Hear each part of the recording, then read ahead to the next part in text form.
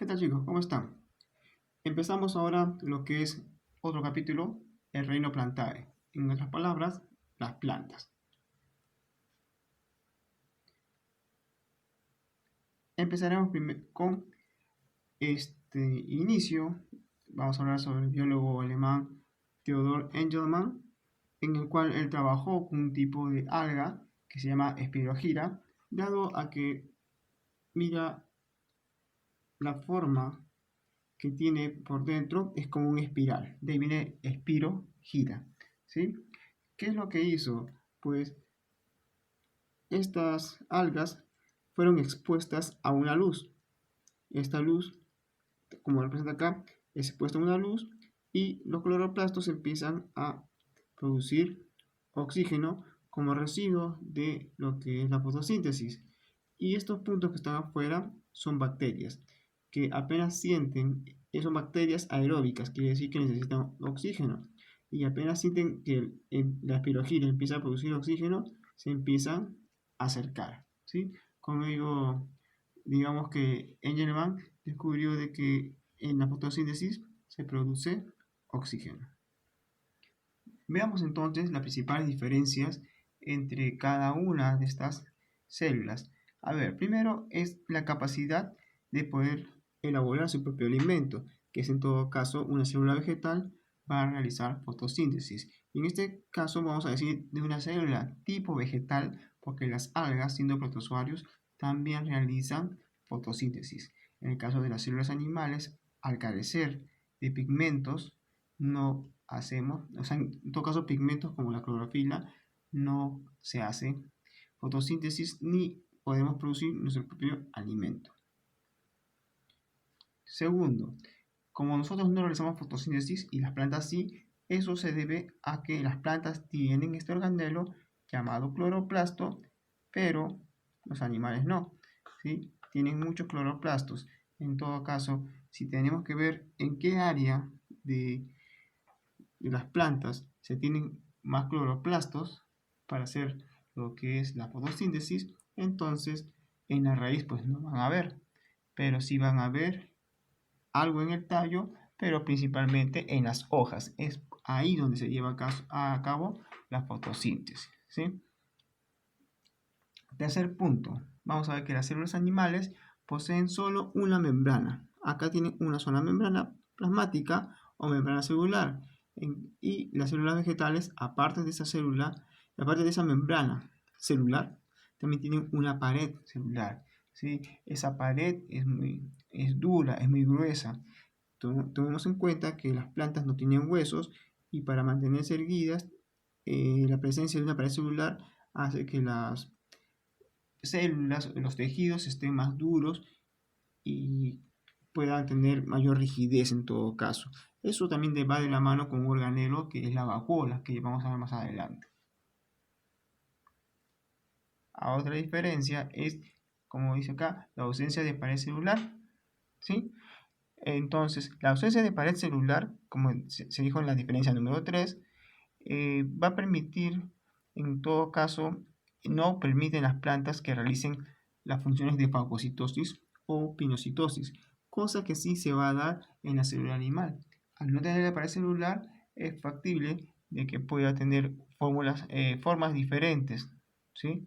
Va a tener formas diferentes y le va a permitir, en todo caso, realizar esta acción, ¿sí? Saca como dos brazos para poder insertar dentro de ella y lo va a meter dentro de sí por medio de acá se llama una invaginación. Luego lo mete a una vez que está adentro, esto de acá va a ser destruido por los lisosomas.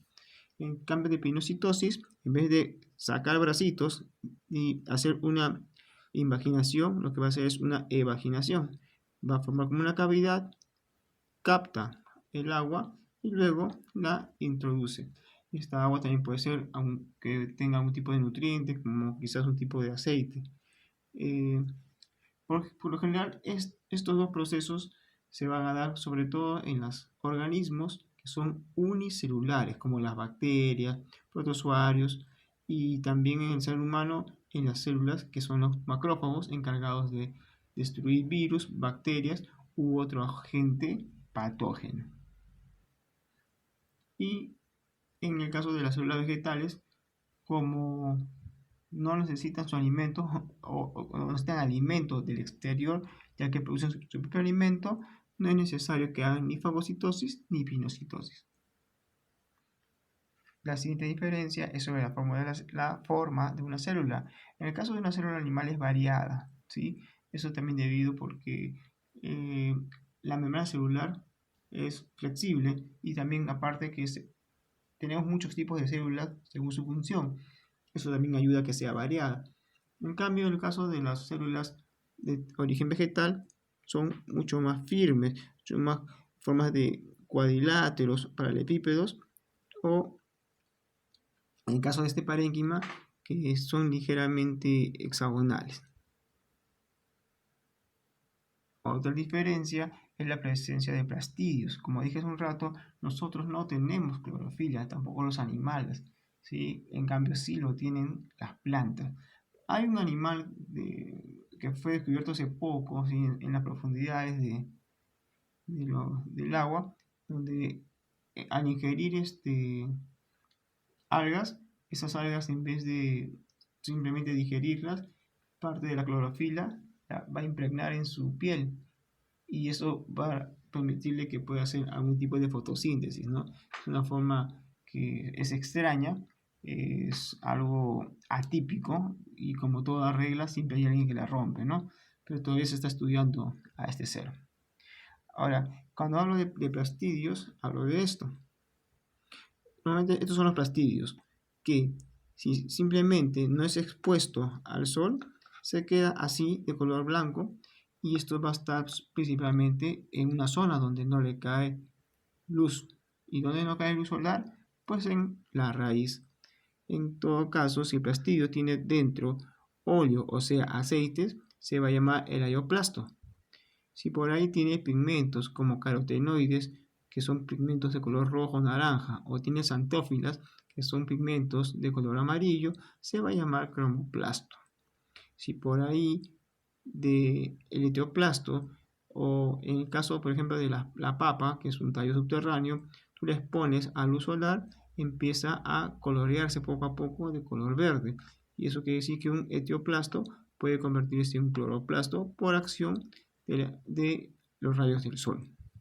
Si por ahí este plastidio tiene sustancias de reservas como el almidón, es el caso del arroz, el caso del choclo, de los cereales, pues tiene almidón adentro porque son sustancias de reservas y cuando ya está el cloroplasto viejo va a pasar a convertirse en un gerotoplasto y como tiene que reciclarse, de eso se va a encargar el retículo endoplasmático, que es un organelo que también es de la célula, ¿no? Es un organelo. Por ahí también hay otros pigmentos, ¿sí? Como el caso de las antocianinas, que le da el color morado al maíz morado, el color azul, como son para lo que es el arándano. En estos casos no se van a estar como cromoplasto, sino esos pigmentos van a estar a nivel de vacuola que vamos a ver más adelante. Otra diferencia es que la célula animal posee dos tipos de cilindros que están en descanso de manera perpendicular, pero una vez que empieza la división de la célula, estas migran hacia los polos para formar unos hilos que se llama uso acromático, quiere decir que no tiene color, cosa que en el caso de la célula vegetal no tiene, ¿sí? En el caso de no tiene, porque eso se va a encargar el centrosoma. Y acá, en caso de la célula animal, se va a encargar el organelo llamado centriolo, que también nacen del centrosoma. Ahora, ¿por qué? En el caso de las plantas, son organismos sésiles, quiere decir que no tienen movimiento, no necesitan movimiento. Pero el caso de las células animales o de las bacterias, como sí tienen que moverse, los centriolos van a permitir formar fibras, las cuales van a ayudar a la locomoción. Por ejemplo, en el caso de cilios, como pelitos que están afuera, que les permite como nadar para poder movilizarse, o comen como flagelos con una cola que les ayuda a moverse. Y también eso va a hacer a que se me forme un poco para formar falsos pies, que se llaman pseudópodos, en caso de organismos unicelulares. Y aquí, como dice el mouse, vemos centriolos, y esto ayuda a la división de lo que es los cromosomas en lo que se llama la metafase de la división celular. Pasamos con la siguiente, que son las vacuolas, donde van a contener principalmente agua o también pueden tener sustancias de reserva. Ahora, en el caso de las células vegetales, estas van a ser grandes, estas van a tener gran cantidad de agua como parte de reserva para que no se deshidrate y también para que le dé algo que se llama turgencia para que se mantenga dura, ¿sí? A diferencia de una célula animal que prácticamente o no tiene o las vacuolas son muy pequeñas en todo caso o simplemente no las tiene. Vemos acá entre las principales diferencias. Vamos a tocar pues que tiene centriolos, este no, este tiene cloroplastos, este no, este tiene la membrana celular y la pared celular, este solo tiene membrana celular. Hay otras cosas también, como por ejemplo el caso de, a ver, ¿dónde está? Yo tenía por aquí, pero no está. En todo caso, la vacuola, acá está la diferencia. Esta es la vacuola que ocupa mucho espacio y acá una vacuola muy pequeña. Si queremos ver esto a manera de resumen, vamos a ver que la célula animal no tiene pared celular, la célula vegetal sí. La forma es irregular o variada y esta de acá su forma es mucho más regular. La célula animal no tiene cloroplastos, la vegetal sí tiene. No hace fotosíntesis, claro, porque no tiene cloroplastos, no hace fotosíntesis. Si tiene cloroplastos, sí hace fotosíntesis. Y como no tiene cloroplastos, entonces no tiene plastidios tampoco. Este sí posee. Centriolos sí posee, este no los tiene. Una vacuola de gran tamaño y esta vacuola pequeña o simplemente no tiene vacuola. Una particularidad es de la pared celular que está compuesta por celulosa, es tal como lo ves tú en las hojas de papel. Esta pared celular, hablamos de la célula vegetal, le va a dar rigidez y forma también a la célula. Además permite que no se rompa cuando está llena de agua, ese grado de turgencia, porque si siguen dando agua se puede hinchar y reventar como en el caso de la célula animal, y eso no sucede en el caso de la célula vegetal, ¿sí? La pared celular también está bueno, es presente en todo caso en algunos tipos de bacterias, ¿no? Que son tipos de bacterias que rompen el esquema. Como te digo, siempre algún organismo siempre rompe la regla, ¿no? Entonces, aparte de de la celulosa, una pared celular también puede tener lignina y suberina, que son un tipo de tejido más duro, ¿no? Por ejemplo, la lignina es como el caso de las cáscaras del arroz, de la cebada, también está presente en los troncos, y el suber, como en este caso, mira este pedazo de tronco que sacan, ese tejido ya es tejido muerto, ¿sí? Llamado suber. Entonces, esto se da en España, que es el que tiene mayor cantidad de árboles que producen. Este suber también se va a llamar corcho. Entonces, en el mundo, el principal productor de esto es España. Después que lo saca, de ahí va a pasar muchos años, se vuelve a formar y lo vuelven a cosechar. Otra característica que son de las plantas, bueno, son células eucariotas, que sí que son células evolucionadas, es igual que las células de los animales, o algo que resaltamos que son autótrofos, ¿sí? Producen su propio alimento. Aparte, las plantas carecen de locomoción, o sea, no se mueven. No se van a mover, pero sí tienen algunas cosas que se llaman tropismos o nastías. Ahora, todas poseen raíz, tallo y hojas, ¿ves? Los que están encerrados en un rectángulo. ¿Por qué? Porque hay plantas que no poseen flores, hay plantas que no poseen frutos. Mucho ojo con ello. Más adelante vamos a detallar. Ahora, no todas poseen tampoco haces vasculares. Pueden tener un falso tallo, pero ¿qué es un haz vascular? Es por donde pasa el agua y los nutrientes dentro de toda planta.